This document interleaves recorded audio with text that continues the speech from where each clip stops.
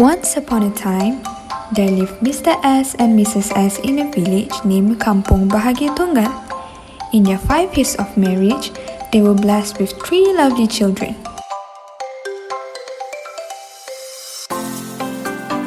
Mrs. S was a loving and devoted mother as she always gave her utmost priority to all her children.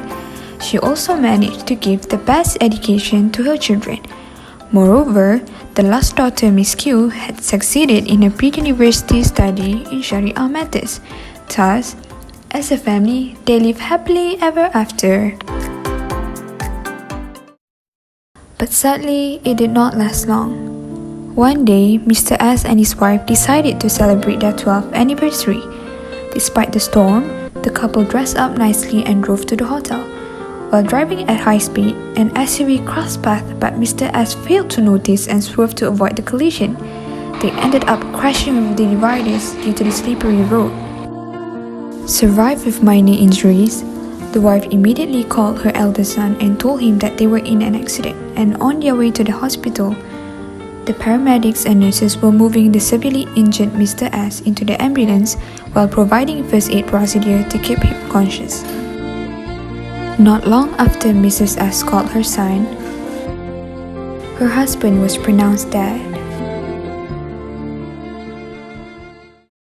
Mr. S, the deceased, had left property valued 3 million ringgit Malaysia to 4 beneficiaries, a widow, a son, and 2 daughters.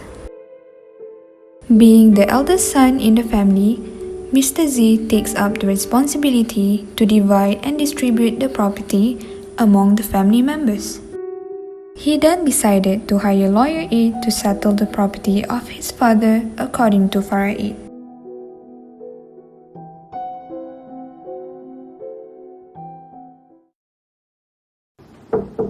Assalamualaikum. Miss Azrin, right? Waalaikumsalam, yes, I'm Azrin. And please have a seat.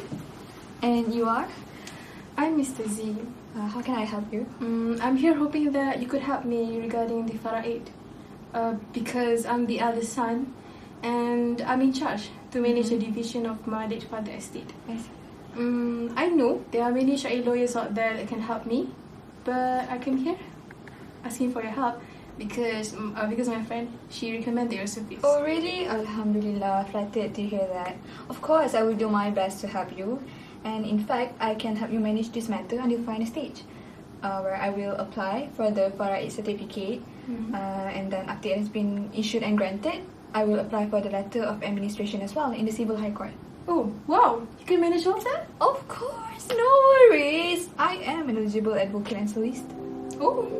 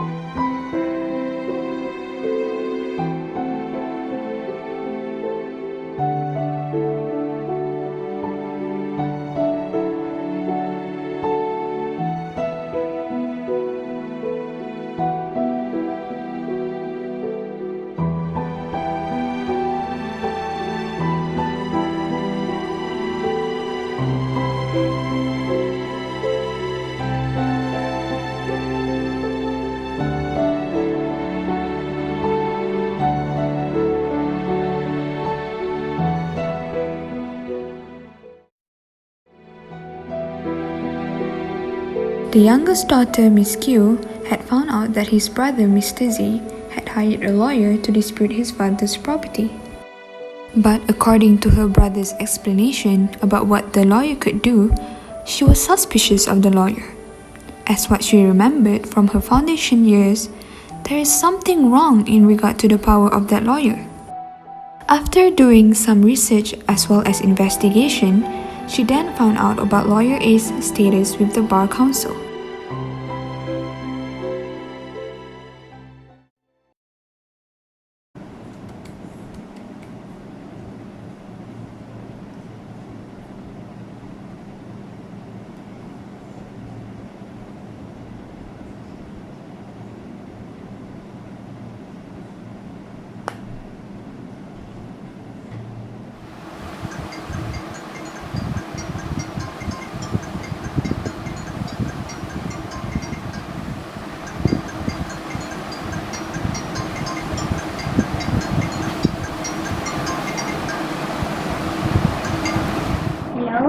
Assalamualaikum. Hi, Miss Q.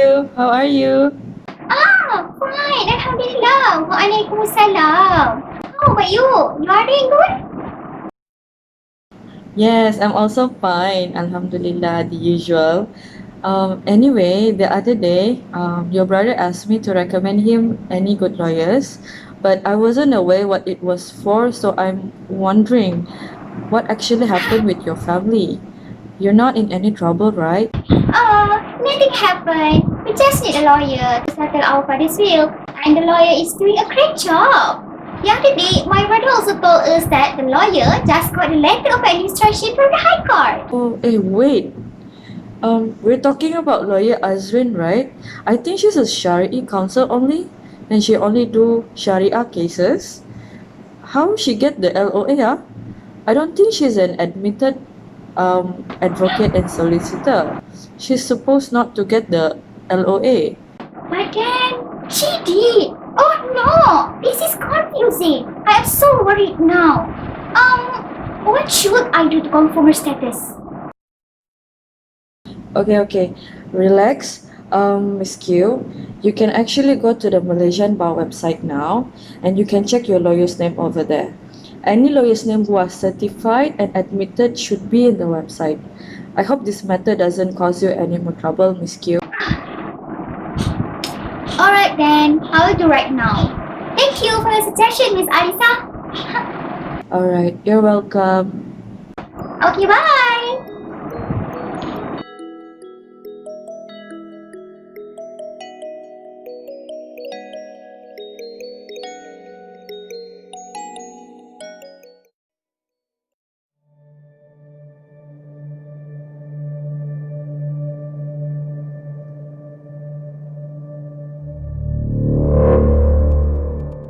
Yes, I knew it.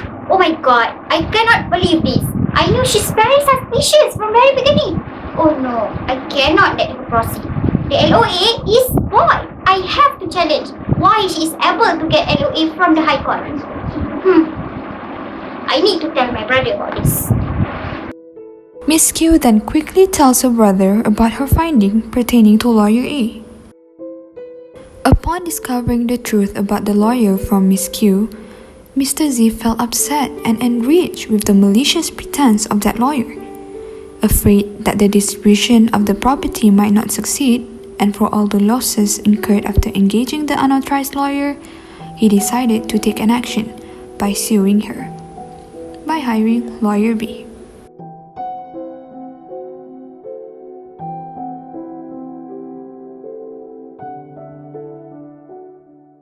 Miss Asma, I'm so sad and disappointed with my previous lawyer, Miss Azrin, for all her deceitful action. Do you think that I can sue her?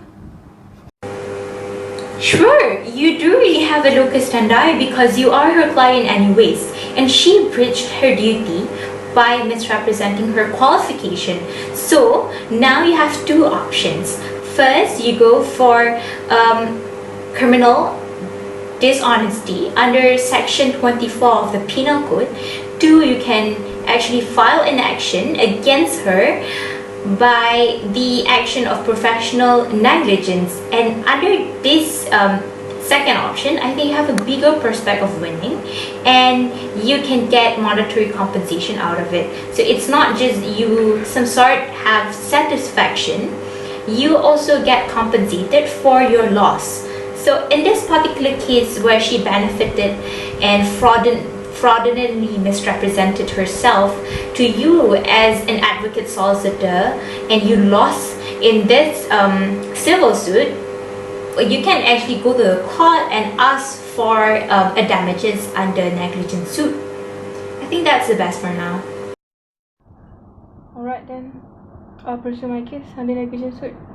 I'll gladly assist you in that. The fact that your previous lawyer has breached a certain amount of duty that she owed to this profession has somehow bring this whole profession good names to disrepute, and she has no merit when she wanted to claim the claim of ignorance in the first place. So if we will forego this action, she will totally be doomed because it's a clear disreputation. I hope I assist you well on this matter, and if anything, you can just simply contact me and we'll meet soon probably, okay?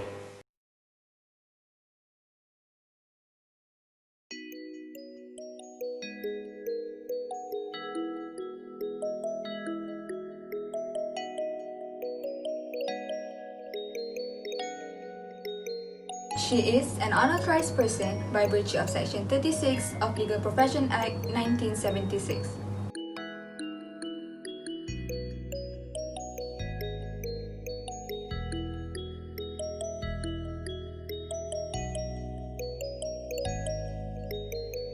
She's guilty for an offense under Section 37, subsection 1 of the LPA, since she's an unauthorized person.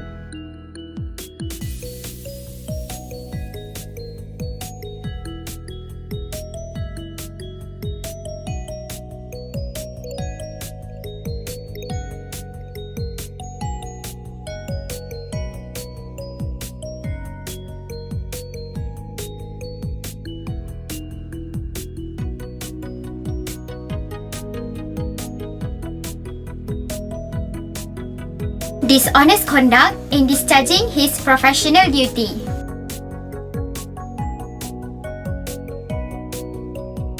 Fraudulent conduct and conduct otherwise unbenefiting of Shari'i lawyers.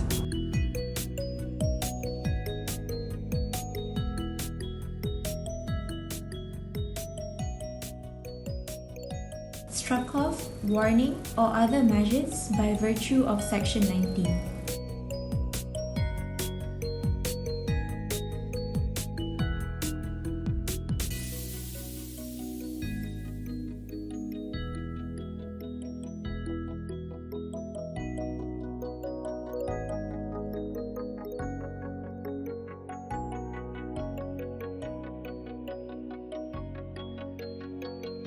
She gives advice to the client, which is Mr. Z, under Rule 2.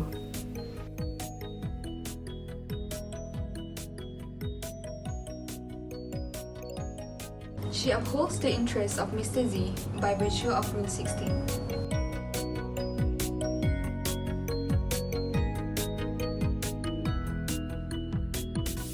She did not degrade Lawyer A, despite what Lawyer A had done is in line with Rule 18.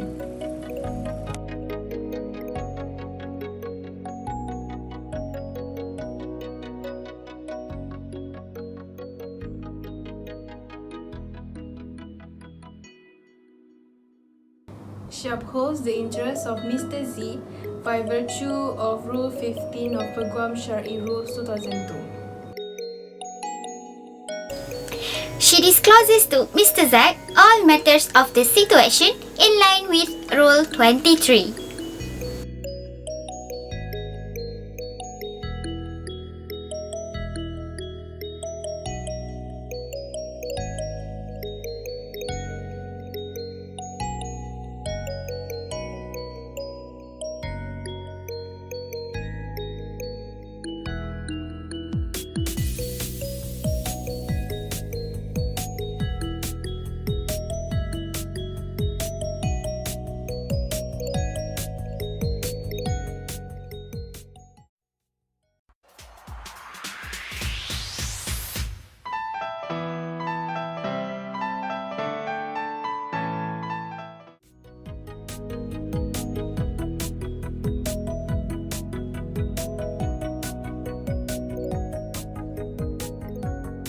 I came here for you, for your help, because my friend, she recommended your service. Alhamdulillah. Nothing happened. We just... Fraudulent conduct and conduct otherwise unbenefiting of Syari'i lawyers. Eish, banyak kali sudah ni.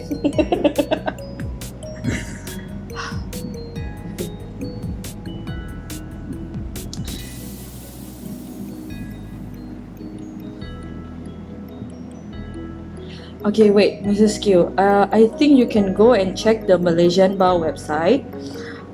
Miss Q, it's Salah.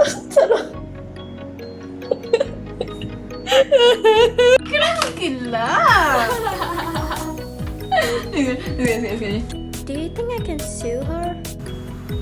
Dishonestly. Tak ingat dah di skrip.